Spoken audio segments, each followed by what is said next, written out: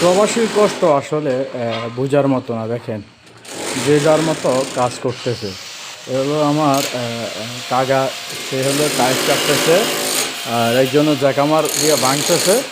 আর আমি এমন একজন প্রবাসী যে আমি সবসময় একটু কাজের ফাঁকি দিয়ে থাকি।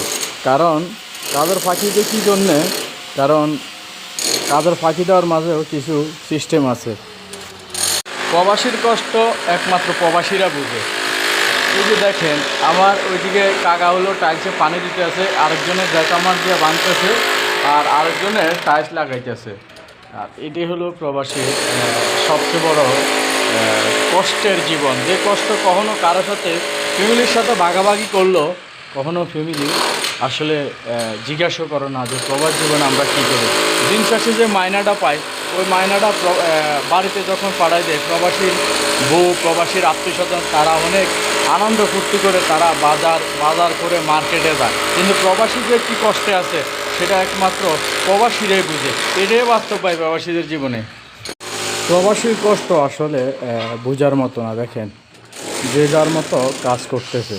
এ হলো আমার কাকা, সে হলো টাইস কাটতেছে, আর একজন জ্যাকামার দিয়ে ভাঙতেছে।